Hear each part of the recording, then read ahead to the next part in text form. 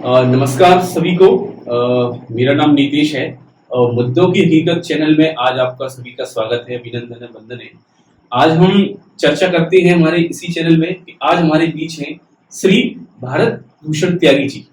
तो सबसे पहले हम हमारे चैनल में श्री भारत भूषण त्यागी जी का स्वागत करते हैं। सभी श्रोताओं को हम बताना चाहेंगे कि खेती, जैविक खेती पर श्री भूषण जी को पद्मश्री अवार्ड से 2019 में जैविक खेती पर सम्मानित किया गया है।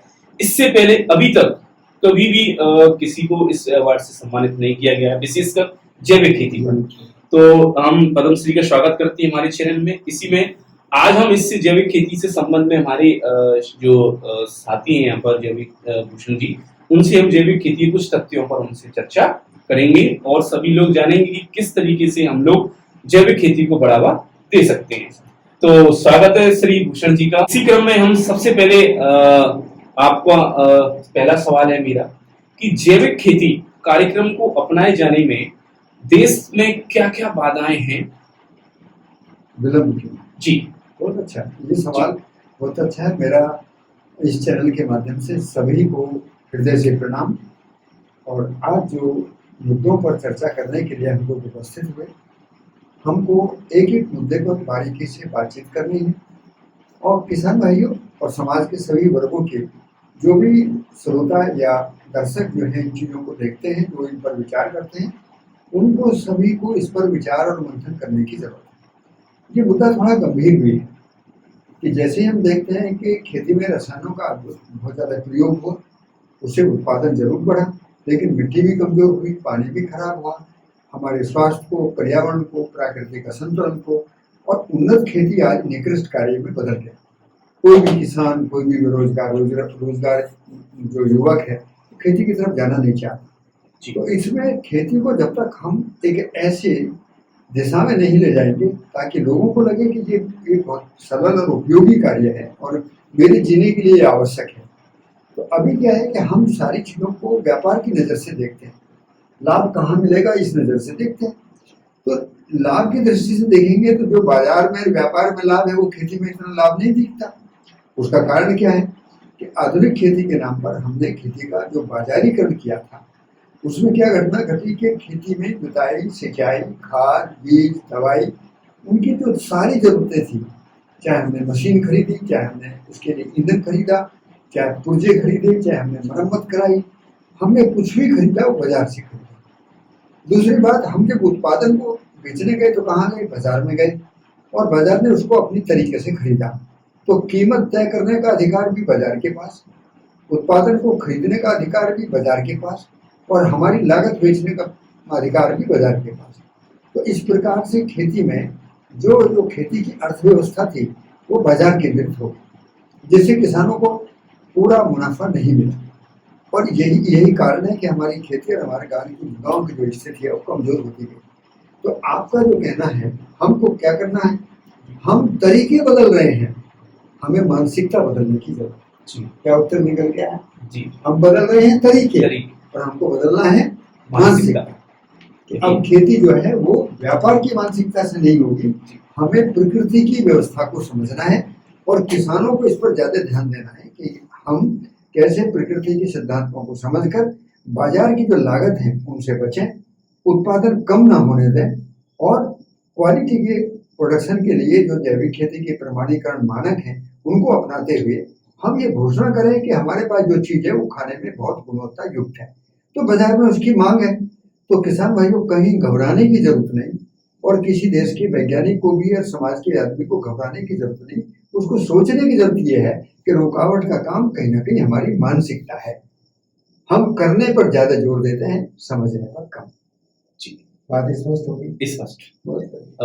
तो यकीनन ये काफी अच्छा वो था हमारे किसान भाइयों के लिए जो आपने संदेश दिया है। इसी क्रम में जैसा कि आप कह रहे हैं कि जैविक खेती प्रारंभ करते समय उत्पादन कम होने का डर बना रहता है। हमने सुना है, ऐसा सुना है कि जैविक खेती को अपनाए जाने में उत्पादन कम होता है, उस पर आपकी क्या राय है? उसमें ये एक तरीके का मिथक है जी, कि जब भी हम कोई नई शुरुआत करते हैं तो उसके बारे में कहीं ना कहीं कोई आवाज आती है, और जैविक खेती के बारे में खास तौर से आवाज आई कि उसको अपनाए जाने में 3-4 वर्ष का समय लगेगा, उसमें उत्पादन कम हो जाएगा, कीड़ी बीमारियों का नियंत्रण कैसे होगा, फिर खरपतवार आएंगे तो उनके लिए हम क्या करेंगे, हम अच्छी चीज पैदा करेंगे तो उसकी बिक्री कहाँ होगी जी। तो हमारे किसान साथियों के सामने इस प्रकार की अनेक समस्या सामने आई और एक मिथक आता है तो दूसरा मिथक उसके सामने खड़ा होता है।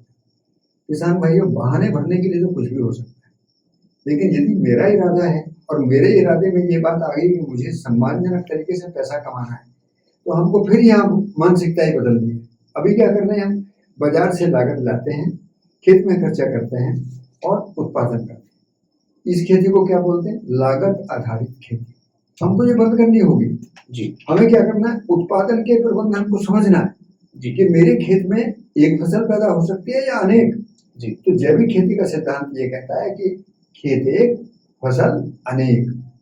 हम उसकी मेड़ पर क्या फसल लगाएंगे, उसके अंदर क्या फसल लगाएंगे, मेरे खेत में 1 वर्ष वाली कितनी फसलें हैं, 1 वर्ष से 50 वर्ष तक चलने वाली कितनी फसलें हैं। तो जब मैं पूरे खेत को एक अच्छी डिजाइन में सजाता हूँ तो क्या हो जाता है, मेरे खेत में सतह का उत्पादन बढ़ जाता है। उसी खेत में मुझको टिम्बर प्लांट भी मिलेगा, उसी खेत में मुझे कंद वाले पौधे भी मिलेंगे और इन पौधों में कोई झगड़ा होता नहीं। ये पौधे बन के एक दूसरे के लिए पूरक हैं। तो हमें खाद बनाने का जो बोझ है वो खत्म हो गया, कीड़ी बीमारियों का इलाज करने का बोझ खत्म हो गया, खरपतवार कैसे नियंत्रित होंगे वो खत्म हो गया। क्यों? क्योंकि उस खेत में हमको 10 फसल लगानी है तो 10 बार हमको काम भी करना है, फसल निकालनी है और पैसा कमाना है। तो साथियों, एक फसल लगाए जाने से खेती की दुर्दशा हुई है जी। हमको प्रकृति के नियम को समझकर जैविक खेती अपनानी है और खेत एक फसल अनेक के सिद्धांत पर हमको अनाज, दाल, तेल, फल, सब्जी, मसाले, जड़ी बूटी, पशुओं का चारा, इमारती लकड़ी सबको देखना है कि मेरी इकोनॉमी किससे बढ़ सकती है और मेरे खेत में क्या होगा, मेरे खेत में बिना लागत के पैसा कैसे निकलेगा, इस पर हमको विचार करना है। हम अभी क्या कर रहे हैं, हम अभी छोटे छोटे तरीकों में कहीं खाद बनाने की कोशिश करते हैं, कहीं दवा बनाने की कोशिश करते हैं। मैं उसको मना नहीं कर रहा, पर साथियों कहीं ना कहीं फिर हम दूसरे षड्यंत्र में फंस रहे हैं। पहले हम बाजार से लागत लागे थे, आज हम फिर उसके लिए कोई गाय ढूंढता फिर रहा है, कोई गोबर ढूंढता फिर रहा है, कोई दवाई ढूंढता फिर रहा है। तो मेरा कहना यह है कि ये सारी चीजें प्रकृति की व्यवस्था में हैं, हमको व्यवस्था को समझना है और उसके साथ जीना है। ये बात आपको स्वीकार होती है तो आपकी जैविक खेती की वो शुरुआत होगी जिसमें कोई ना मिथक है, ना कोई शंका है, ना कोई संदेह है जी। बिल्कुल इसी में जैसे कि आप कह रहे हैं श्री भूषण जी कि जो आप कह रहे हैं कि उत्पादन नहीं होता है और बाजार में बिक रहे जैविक उत्पादों की मात्रा महंगी क्यों है, फिर इसका मतलब ऐसा लग रहा है कि जैविक भोजन देश की 70% आबादी को नहीं मिलेगा, जिससे आपकी क्या राय है? इसका मतलब आप गंभीरता से विचार कर रहे हैं जी। ये बड़ा सुंदर सवाल है जी। किसानों से ये पूछा जाता है कि जब खेत में खर्चा कम हुआ और उत्पादन कम नहीं हुआ जी, तो कमी किस चीज में, खर्चे में, और उत्पादन कम नहीं हुआ जी, तो फिर इसको महंगा बेचने का आधार क्या था जी? यही प्रश्न तो इसमें भी बाजार की मानसिकता थी। हमें क्या है, हम बाजार में आप देखोगे कोई नई चीज लेकर आता है तो अपनी चीज की कीमत को ज्यादा बताता है जी। तो जैसे किसानों ने क्या किया, किसानों ने अपने 2000 के गेहूं को 5000 में बेचने की कोशिश की जी। तो 5000 का गेहूं खरीद कर कोई कंपनी यदि दलिया बनाएगी तो कितने में बेचेगी? तो उसकी शुरुआत खराब हो गई। कहां से उत्पादक ने भी ये विचार किया ज्यादा लिया जाए, तो कंपनियों ने भी ये विचार किया ज्यादा लिया जाए, तो ज्यादा लिया जाए तो ये उत्पादन का जो खपत कहाँ होगी, वो जो 20-30% लोग हैं जो पैसा दे सकते हैं वो उनके बीच में जाकर ये चीज फंस गई जी। अब इससे नुकसान क्या हुआ, जो देश का बड़ा वर्ग है जो रात दिन मेहनत करता है, जिसमें कुपोषण दिखता है जी, जिसकी खाने में इसकी जरूरत थी, वो वंचित रह गया। उसको डर लगने लगा कि ये तो महंगा है, और इससे किसानों को भी नुकसान हुआ कि किसी एक किसान ने अपने एक सामान को महंगा बेचकर उसने दूसरे किसानों को भी ये संकेत दे दिया कि ये काम मैं नहीं कर पाऊंगा। क्योंकि हर व्यक्ति को एक समाज का एक मानक होता है, उस मानक के साथ हमको जीना होता है। यदि मानक से इधर उधर हम घूमेंगे तो हम 2 पैसे तो कमा सकते हैं लेकिन सम्मान नहीं मिलेगा जी। साथियों, सम्मान और धन दोनों यदि कहीं ना कहीं साथ साथ मिलने की संभावना, उसका नाम ही खेती है। तो हमको ये विचार करने की जरूरत है कि जब लागत कम हो जाएगी तो हमको जैविक उत्पादों की कीमत को भी स्थिर करने की जरूरत है, ताकि गरीब जनता भी, किसान भी और गांव के लोग भी पहले खाएं और फिर दूसरों को खिलाएं। यकीन है।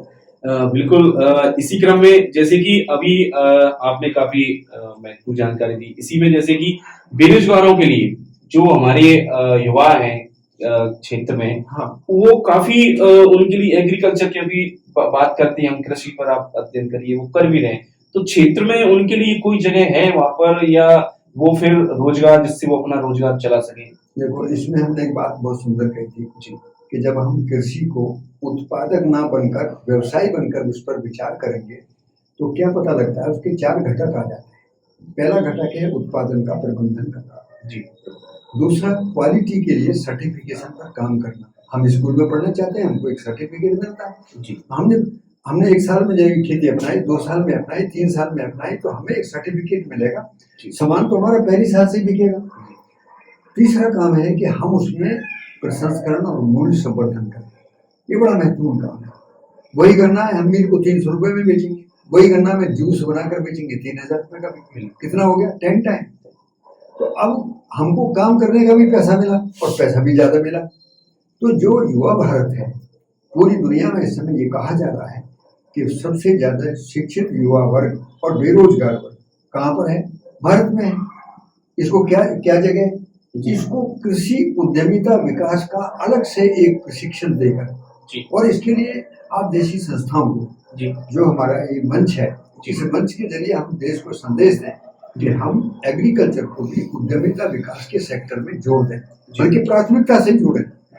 हम मोबाइल सर्विस को उद्यमिता में रख रहे हैं, हम टेक्नोलॉजी को उद्यमिता सर्विस में रह रहे हैं, जिनके स्कोप भी बंद होते जा रहे हैं, लेकिन खेती का स्कोप तो कभी कम ही नहीं होगा। तो agriculture based entrepreneurship development programme को पूरे देश के लिए लागू किया जाए, जिससे गांव के स्तर पर जो बेरोजगारी बढ़ रही है उसमें शिक्षित युवा लगेंगे, वो अपनी प्रोसेसिंग इंडस्ट्री खोलेंगे, कोई मार्केट में जाएगा, कोई ब्रांड बनाएगा, कोई पैकेजिंग में लगेगा, कोई ट्रांसपोर्टेशन में लगेगा। तो इसमें दुनिया भर के रोजगार के साधन है, क्योंकि कृषि से ज्यादा बढ़िया रोजगार का अवसर किसी में होता नहीं। तो ये समझने की जरूरत है जी।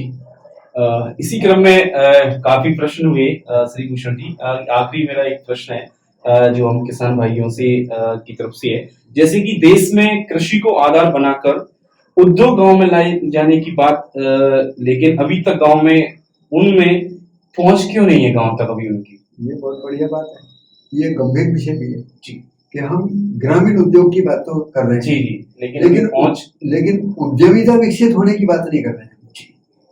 हमने जो उद्योग भी लगाए हैं तो वो किस लालच में लगे कि वो प्रोजेक्ट बने, पैसा आएगा, तो हमने पैसे के लालच में उद्योग तो स्थापित किए, लेकिन ग्रामीण सेक्टर में जो ऊर्जावान युवक थे उनकी मानसिकता में उद्यमिता विकसित नहीं की। उसका कारण क्या था, हमारी शिक्षा नौकरी के लिए थी, उसमें उद्यमिता की कोई जगह ही नहीं थी।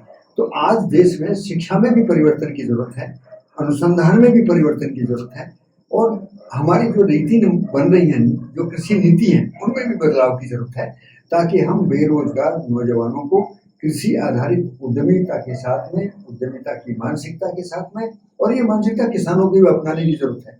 उनको क्या अपनाना है कि उद्यमिता जो विकसित होती है वो सहकारिता के भाव में विकसित होती है। जैसे गांव के लोग हैं, गांव के लोग मिलकर काम करेंगे, और पता लगा किसी आदमी को खरीदना था 200 कुंटल गेहूं, और उसमें एक आदमी कह रहा मेरे पास 2 कुंटल है, तो वो उसको उसकी जरूरत नहीं होगी।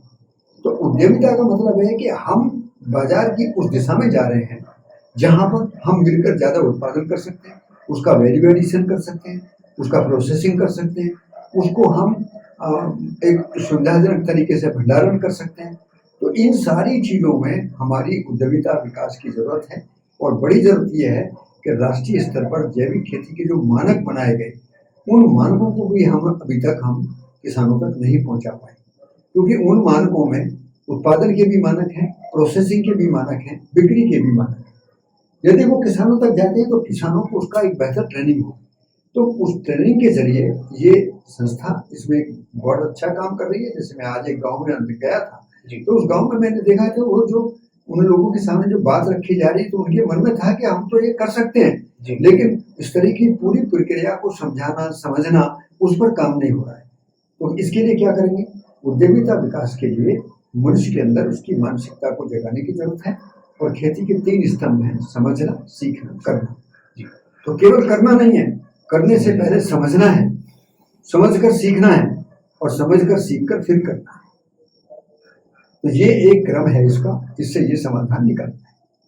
जी, यकीनन बहुत बहुत धन्यवाद आपका श्री मिश्रा जी। हमारे इसी क्रम में किसान भाइयों को ये हम मुद्दों की हकीकत चैनल के माध्यम से आज हमारे बीच पद्म श्री से सम्मानित श्री भारत भूषण जी थे, जो हमसे अभी सुन रहे थे।